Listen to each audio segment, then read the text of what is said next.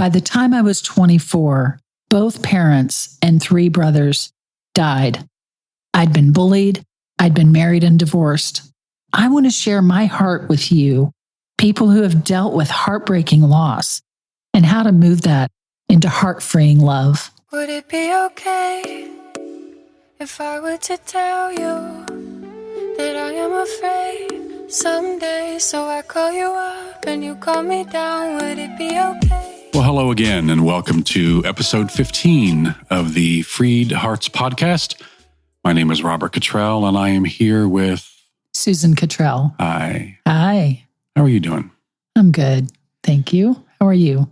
I'm good. This is a really special episode here. Let me say a couple of businessy things first, so we're not distracted. But we have vibrant resources and extensive, inclusive, belonging community for you. If you are a parent, if you are part of the LGBTQI plus community, if you are an ally, we have all of that for you just come say hello at freedhearts.org.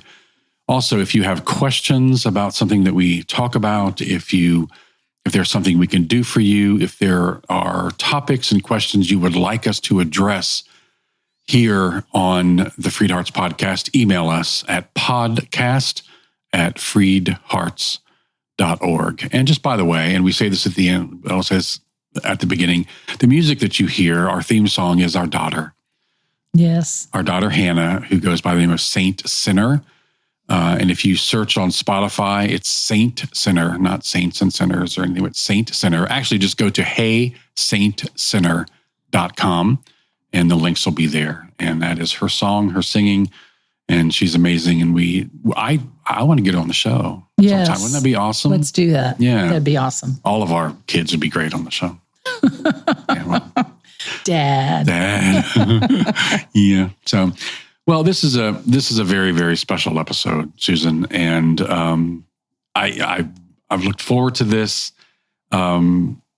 It makes me nervous in that it's a very tender thing to talk about, but it's one of the things about you that I've most admired, and that's how you've come through life. Because you have a hell of a story.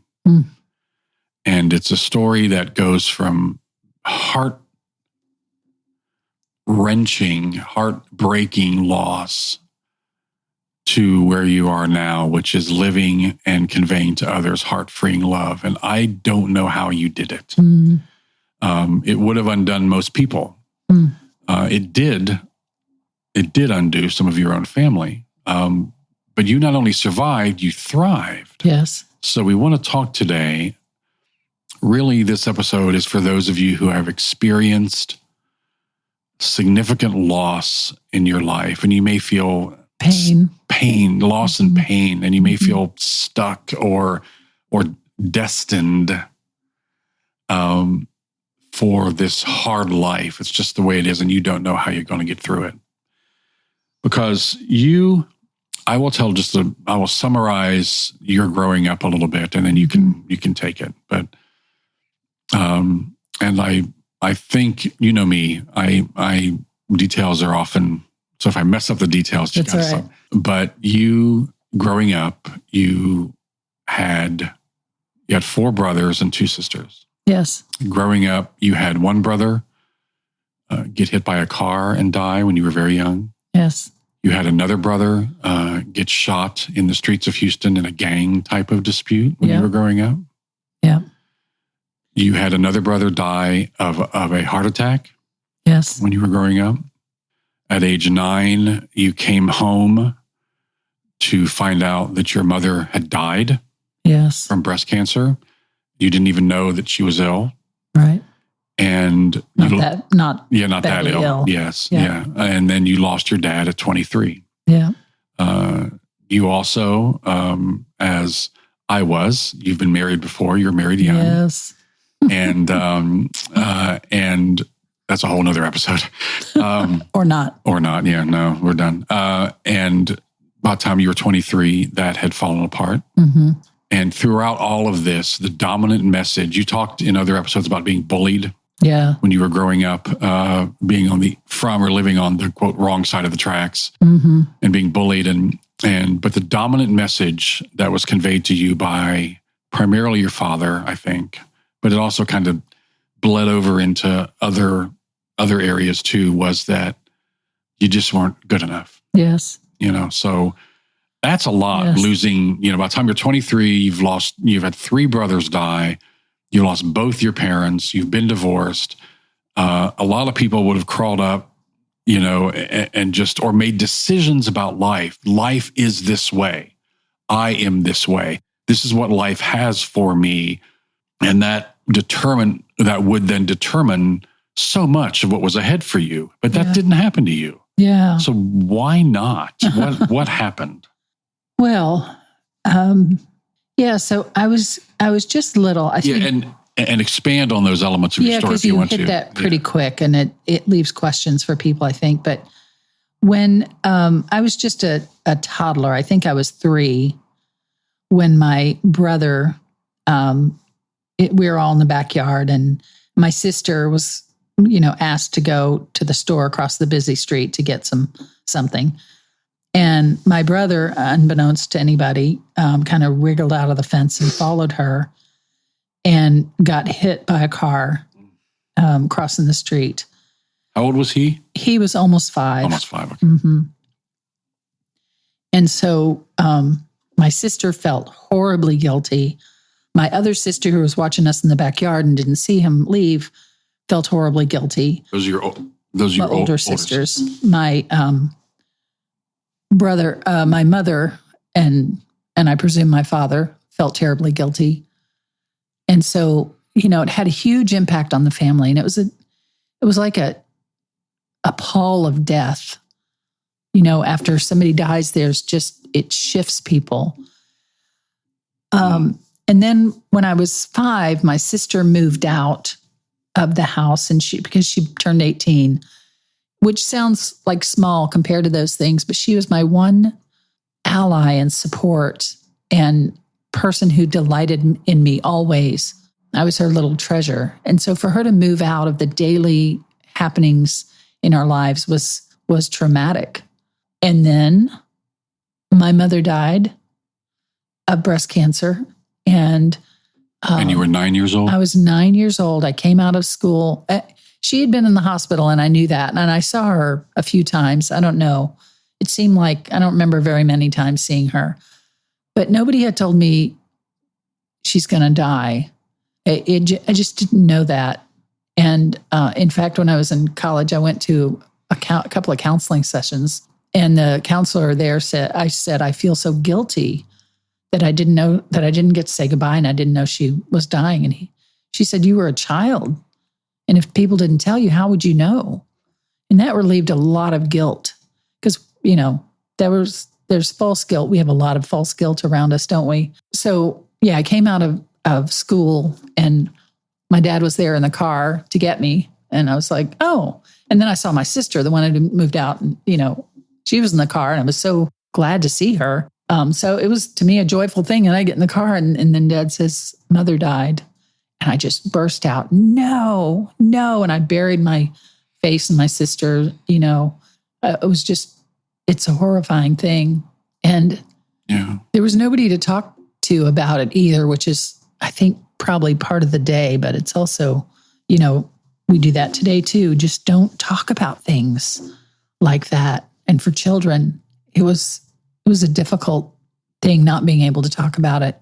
Well, you mentioned before about the guilt that your dad had and your sisters had from losing your brother. Mm-hmm. And then they, of course, had their own pain from losing his wife and their mother. And so, but you've mentioned that several times as I've heard you tell this story, that you just had nobody to talk to. Yeah. No one. In fact, I think you told something about drawing a picture. Oh my gosh. I told this in the TED Talk that I was in the kitchen and I drew a picture of a casket. I mean, I was processing. And my middle sister came down, older than me, but younger than the other one, came through the kitchen with her friend. And I was I said, how do you spell deceased? And she looked at me and she spelled it and then shrugged her shoulders with her friend and they went out the back door. And I knew in that moment, it was like, I'm going to be dealing with this by myself. Oh. There was an instinct that I knew that. Not that she was 13 at the time, 14. So it's not like she had the wherewithal to deal with my trauma. And again, and she had her own stuff. She had her own stuff that wasn't being talked about and addressed. But that realization that you were alone. Yeah. So I'm sorry, I didn't mean to distract you. Don't be sorry. You great. So just a few years later, my brother got shot in the head in a kind of a gang thing. And he was in the gang thing because he couldn't measure up to our family, thing. And we were not Christians. We were not religious, which to me was a huge gift because I didn't then tie that stuff to God. God was actually my ally through those things. God is the one person actually I could talk to. So Pete got shot, and that was a big shock. So how old were you, and how old was he? I must have been, he was 17. I must have been 11. So just 2 years later. Yeah, just 2 years later. And also it was the same year I got bullied, which was all of 6th grade. I got bullied. And that's a horrible, horrible thing. And it wasn't even the kind of bullying they do today where they physically, beat you up or anything. That didn't happen. But their words every day of just contempt, diminishment. Yeah. It really shredded me. Do you have a question or? No, I'm just watching. I'm just looking at you. So I love you. I love you too. So that was your mom and 2 of your brothers. Yeah. And then. So what happens next? Right. Oh, and then I got married. That's the next sequence of events. Really? To college. Oh, yes. Yeah, that's right. The other deaths were afterward. Yeah. I got married in college and was married 3 years. And then that fell apart. And it was, it was right that it fell apart. It was not going to go the distance, but that's a heartache. Even though I knew it was right and it was a better thing for me, it's still a huge loss and trauma. Yeah, and especially when it may have, added to the general, not good enough, not enough, life is difficult, life is tough, things fall apart, can't count on things, can't depend on things, that it just, regardless of what it was, it certainly added to that. Yes. Yeah. And then shortly after, I'm sorry, did you have more to say on that? Nope. Okay. Nope. And then shortly after that. Yeah, shortly after that, Dad had lung cancer, and he died 6 months after diagnosis. Wow. And so that was really, shocking. You don't expect that. And I had it. I graduated from college right after he died. It was, that last semester he was sick. And I'd go see him, but I didn't quit college. I stayed in. And then I said, I got to get out of here. And I moved to New York, where my grandparents were, to live with them for a while. They live in the country. So I ended up moving in with my aunt and uncle who were in the city. But for a while there, I was with my grandparents, and it was really nurturing and healing to be there. The fact that you did that always moved me, because it would have been very easy to just say, this is life. Yeah.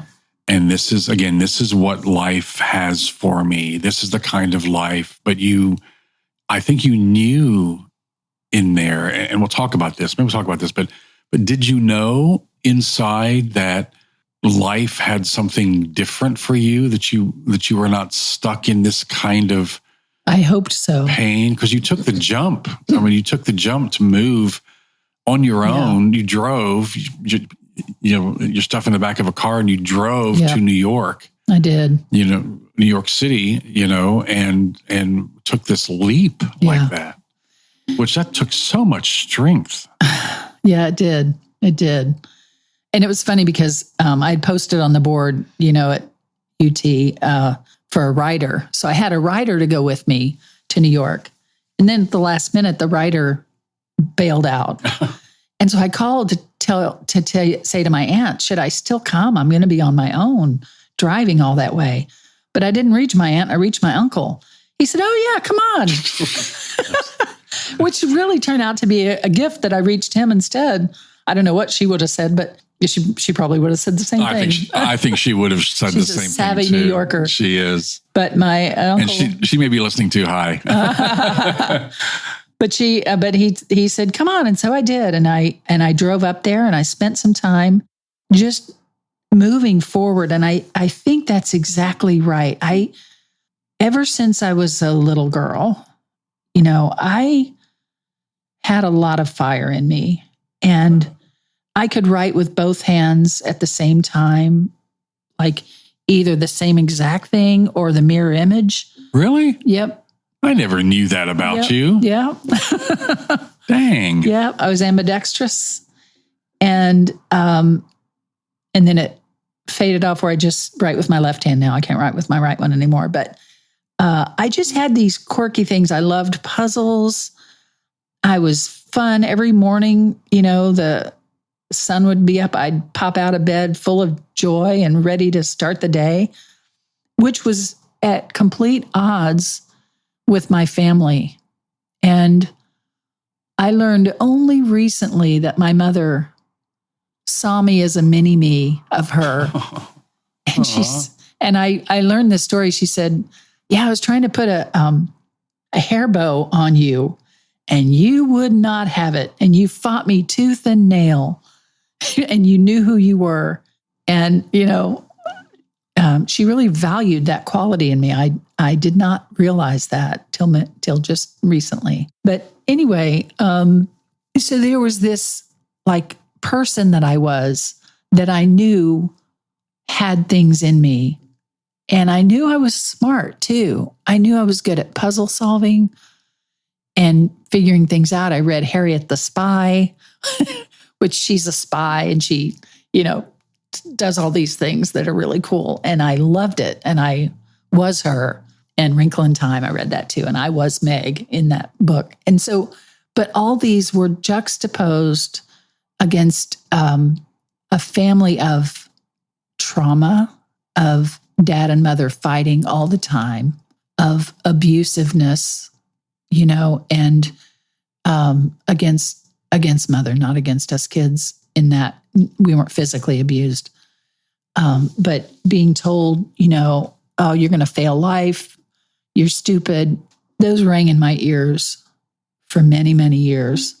And those are devastating things to hear, devastating. And I know the audience we speak to now has heard a lot of horrible, horrible things said to them. And I want to tell you this little story about that, because I always say, it's when somebody says something about you, they're revealing them, not you. They're the ones speaking.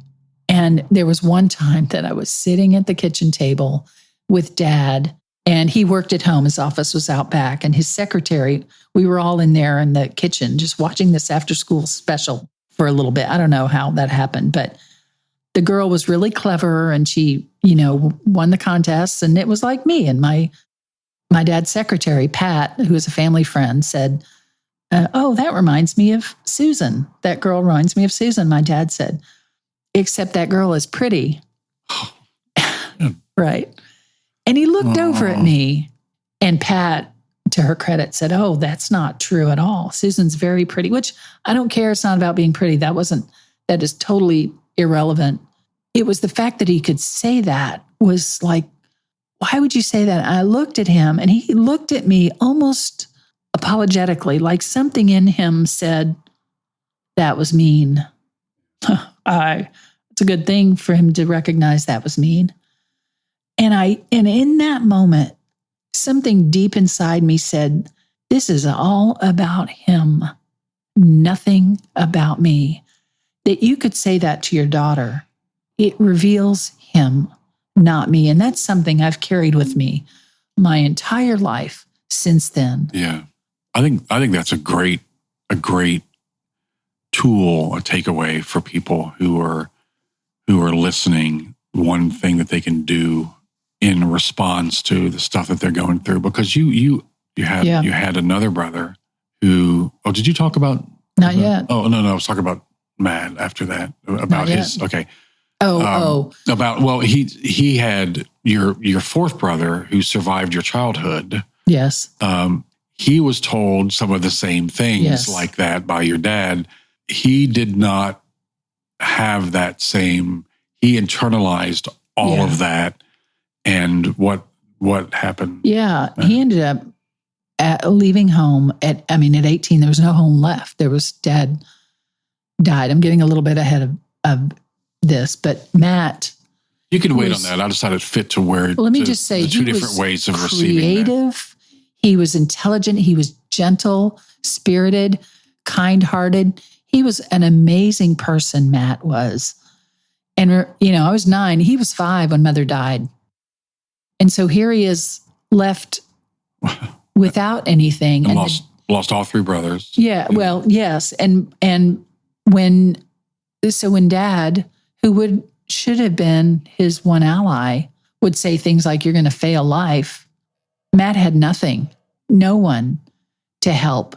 And so, I think back, I wish I had been then who I am now, that I could have helped him, but I couldn't. I was a child too. And so Matt ended up doing drugs and getting messed up in a lot of ways that way. And, lost use of his deepest abilities that he had. He could survive, but he wasn't who he would have been. Yeah. And he died of a heart attack in his 50s. So it's... Yeah, and I just wanted to, I want to say that your response in that moment to say, I reject that yes. What you're saying to me, the message that you're giving me is not about me. Yes. It's about you was one of the huge things in your life that set you on this path to get from this loss. Yes. To love. Yeah. And I think for many people who are listening out there, the things that have been said to you or done to you, like you said, reveal the other person. It's not you. Yes, that's right. And that's just the point I wanted to make in that. So good. I'll have more to say about that, but let me go through the story. Please. And no, it's all good. But I will say more about that. So I moved to New York. I'm making my way.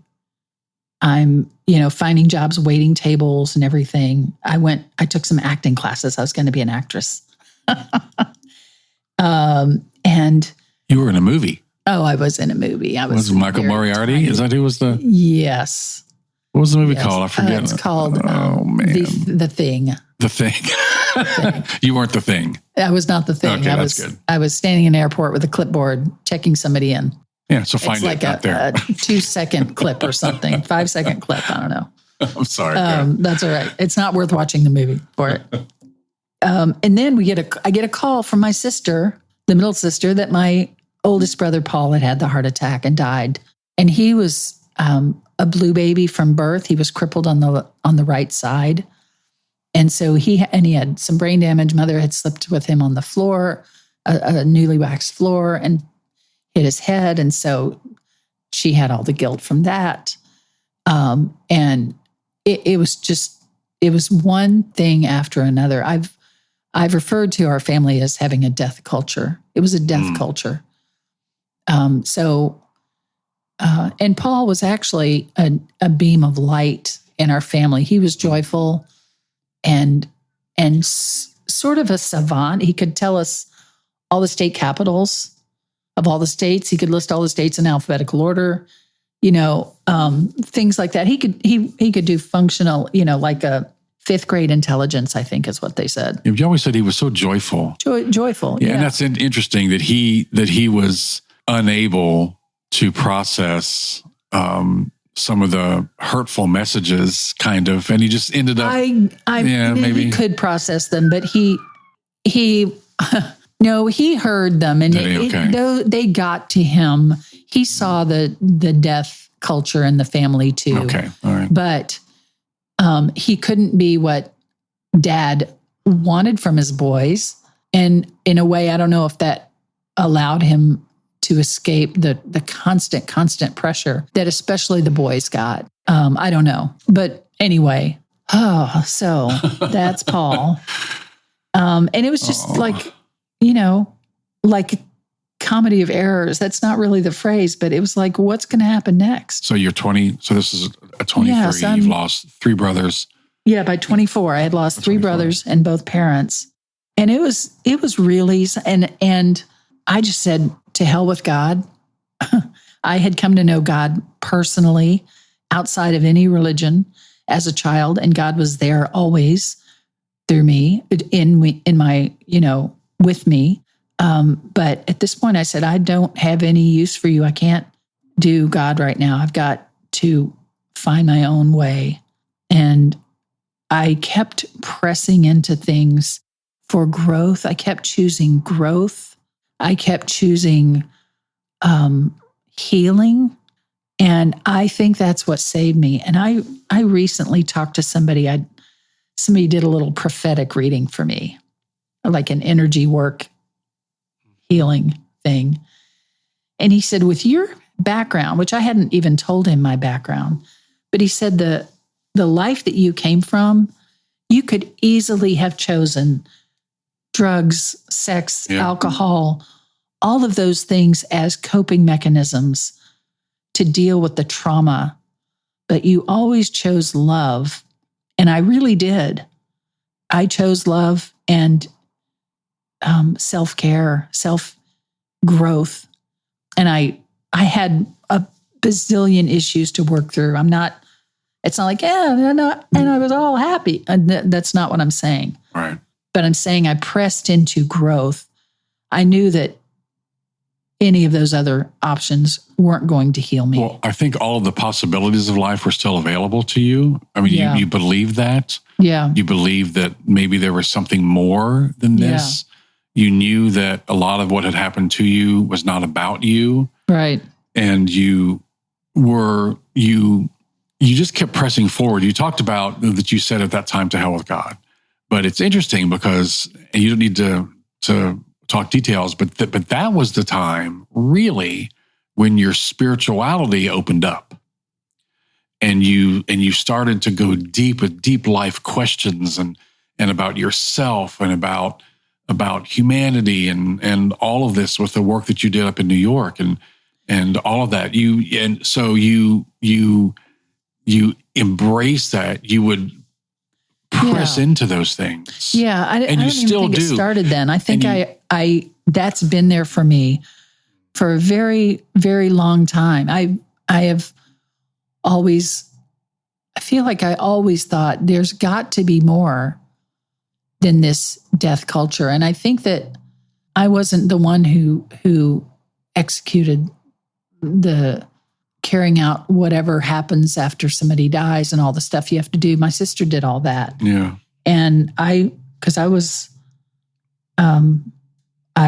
wasn't the one to do that. Yeah. And I chose growth. Well, you've always been willing to press into this situation. When Annie came out, your response was to not deny, not reject, not run, but to lean into it, to press into something that was difficult. And you were not afraid of questions. You were not afraid of a situation. And I think that's been a constant and throughout your entire life is your willingness to press into things. Yeah. Which again, if you physically think about pressing into, you lean forward. Yeah. Which keeps you moving forward. Yes. Yes. And your whole life in the midst of all this, with no guarantees, tons of questions, you continue to press forward and love yourself. Yeah. I mean, and don't get me wrong. I think of Glennon Doyle's book where she talks about her alcoholism and all her response to her pain. And it's, it's gut wrenching how she says she turns herself inside out in the story. And I don't want to sound like I didn't have a lot of issues and a lot of stuff to deal with.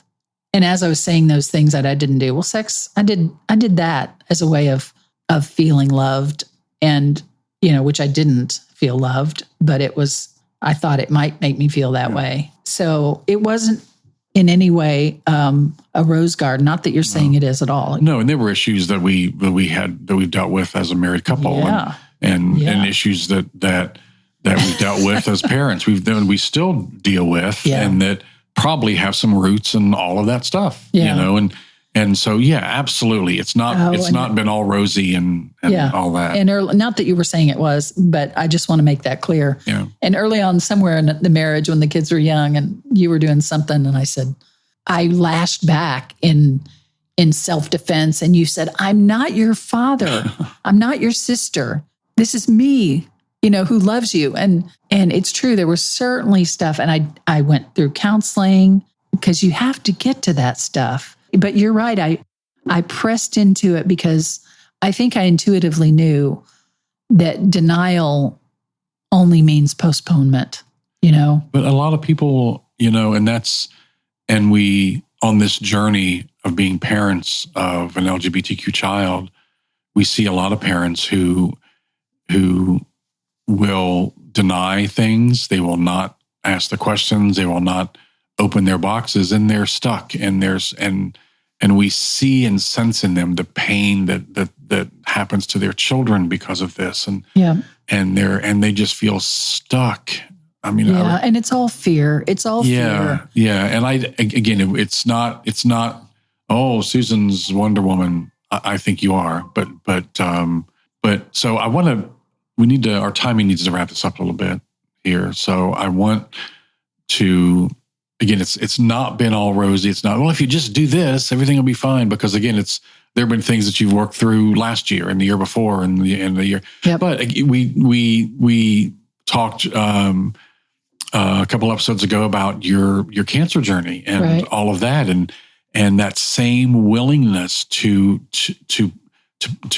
press into, to not be, oh my God, look what life has done to me. Yeah. I will make decisions now based on that. You always pressed into things. And that doesn't mean always perfect, doesn't mean done learning. Good Lord, we're learning all the time. Not even always great. I mean, there was a lot of self-doubt. Even after 6th grade, going into junior high, I was already defeated in a lot of ways. I thought, well, the girls that are really, popular aren't going to like me. It was just this crappy thing. But so there's stuff to work through. But I did press into it, and I did choose life. And that's always a choice. If you're breathing, there's a choice to choose life, to choose love for yourself. You can choose to love yourself, and whatever voices are to the contrary that have been fed into you, you'll need to deal with those.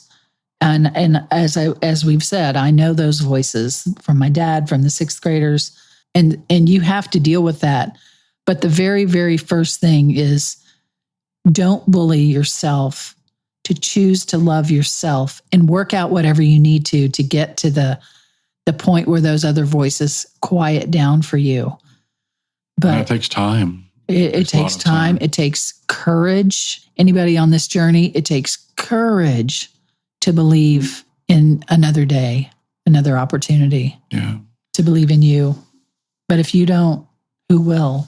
Well, there are a lot of voices out there that convey a different, an unloving message, a non-accepting message. And I think we all have to start with at least adding that loving yourself and accepting yourself voice to the mix. Yeah.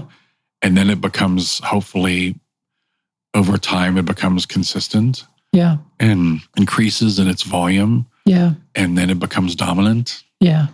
And then the other voices are just not they lose their power. Yeah.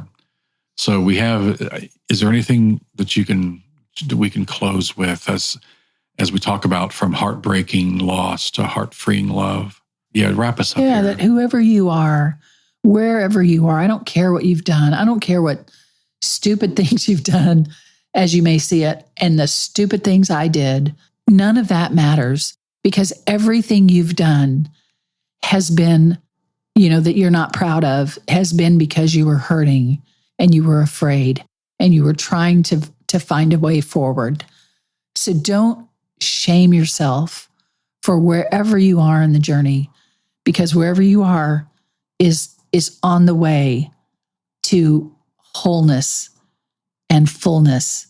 And just keep moving into that and have faith in who you are, because you're here for a reason. You're here to fill a place on this planet that only you can fill. So please feel our arms around you, hugging you and saying, you're worthy, you matter, you belong. Love yourself. We love you, and we invite you to love yourself. And contact me if you want to. I'd love to hear from you. We love you. Thanks for listening so much. Yes. And we will talk to you. Susan, thanks for sharing all that. You're welcome. My pleasure. We'll talk to you next time. Bye. Bye-bye. Would it be okay if I were to tell you that I am afraid someday? So I call you up and you call me down. Would it be okay? You've been listening to the FreedHearts podcast.